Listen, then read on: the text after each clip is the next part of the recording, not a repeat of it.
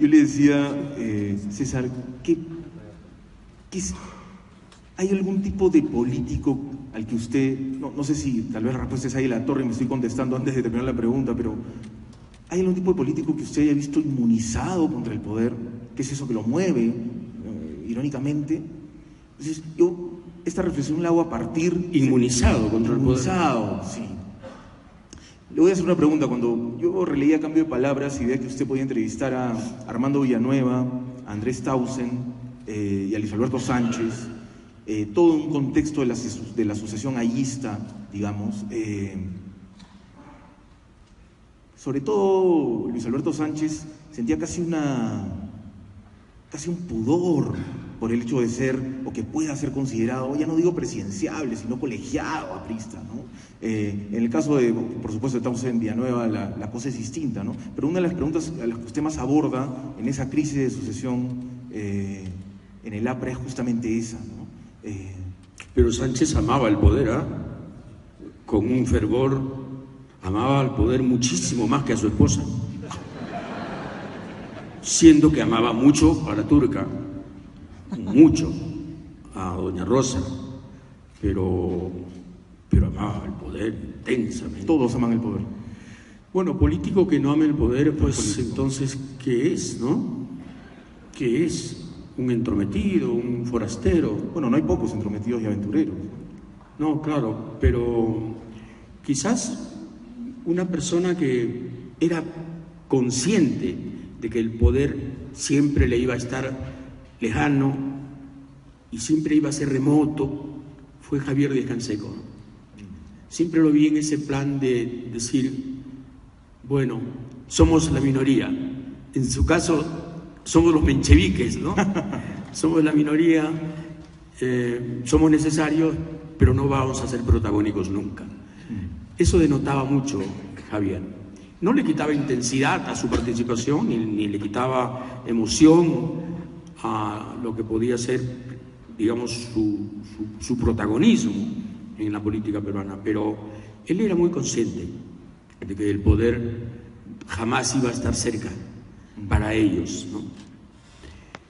Es la única, probablemente, persona profesional de la política que yo vi así, en esa perspectiva.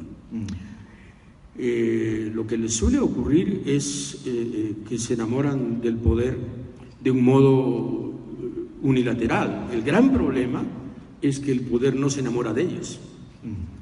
Y entonces esta no reciprocidad los atormenta y los amarga mucho. ¿Cuál es la peor gestión de poder que usted ha visto en su vida? Yo tengo dos candidatos. ¿Que yo he visto? Sí, el Parlamento Fujimorista último o el primer alanismo. Peor gestión del poder político, ¿no? Pero yo saldría del libreto del testigo ocular. Ajá. Y me remontaría a la historia, ¿no? Quizás uno de los peores gobiernos del Perú fue el de Rufino Echenique, ¿no? De los más corruptos y de los que sentó de un modo más clamoroso y dramático, digamos, las premisas de la corrupción, las que luego se convertirían en virtual institución, la única institución no interrumpida en el Perú, la de la corrupción. Bryce justo decía que Alan García le había quitado el dudoso honor de liderar a Rufino Echenique, a su antecesor, ese ranking de la corrupción. Sí, estaría muy disputado, tal vez, ¿no? Alan García es un gran competidor, gran competidor. Sí, sí.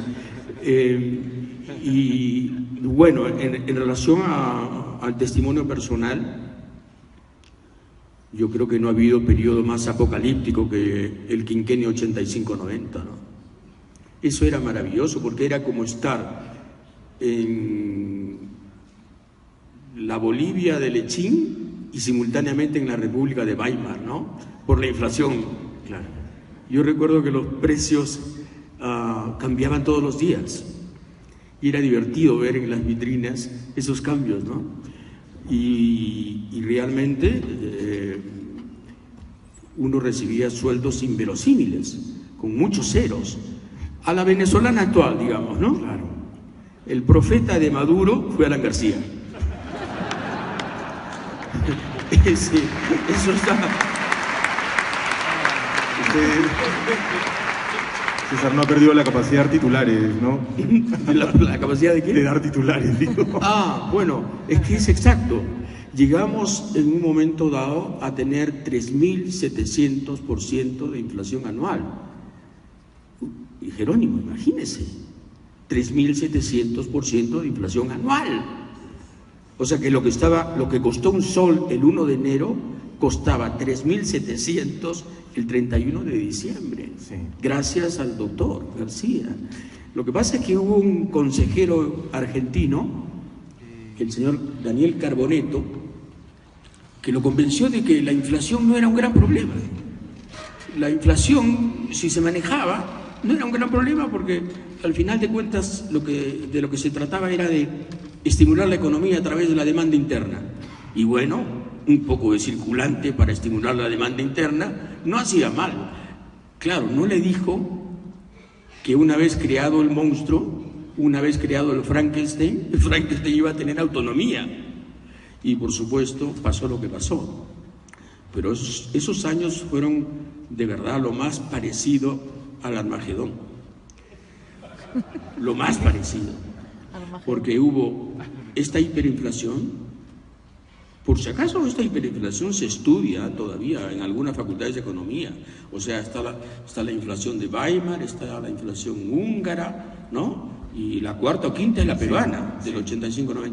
Y encima tuvimos una oleada de terror. Fue la época en que Sendero decidió iniciar la lucha cerca de las ciudades, ¿no? Si el 80 lo había hecho en el campo, el 85 empezó a hackear ciudades. Entonces era una ciudad con los apagones y la inflación. Y yo recuerdo una vez que Genaro Legado Parker me dijo, yo le vivía en un piso 14 de un edificio en Miraflores, y cada vez que había apagón no había ascensor. Y Genaro me decía, cada vez que hay apagón subo las escaleras y en cada peldaño grito, García, García, García. Me parecía de lo más divertido.